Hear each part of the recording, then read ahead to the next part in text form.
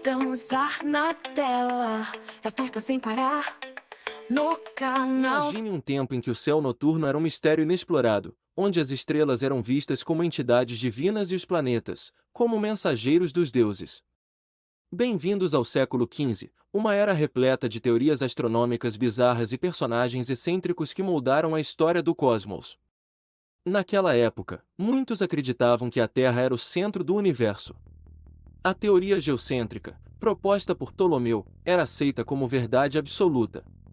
Mas, ao mesmo tempo, surgiam outras ideias, algumas estranhas e fascinantes. Você sabia que havia quem acreditasse que os planetas eram guiados por anjos em suas órbitas? Ou que o universo era uma série de esferas cristalinas, onde as estrelas estavam incrustadas como joias? Essas teorias podem parecer absurdas hoje, mas para os estudiosos da época, faziam todo sentido. Vamos falar sobre alguns dos personagens mais excêntricos dessa época.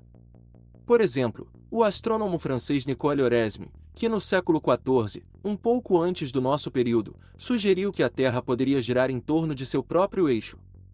Uma ideia completamente radical para a época. Mas o mais intrigante é que ele descartou sua própria teoria porque achou que ela não fazia sentido. Ironicamente, ele estava muito à frente do seu tempo.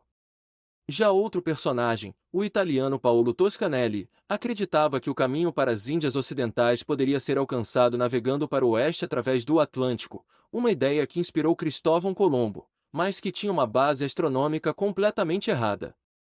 Esse foi também o período de transição do pensamento medieval para o renascentista.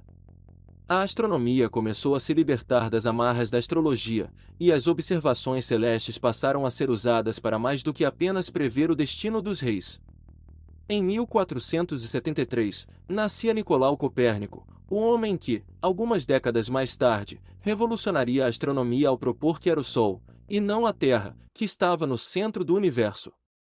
O século XV foi uma época de mistério e descoberta, onde o desconhecido era temido, mas também fascinava. As teorias mais estranhas e os personagens mais excêntricos pavimentaram o caminho para as revoluções científicas que viriam a seguir. Então, se você acha que uma ideia é estranha demais para ser verdade, lembre-se dos astrônomos do século XV. Quem sabe? Talvez seja você o próximo a revolucionar a forma como entendemos o universo.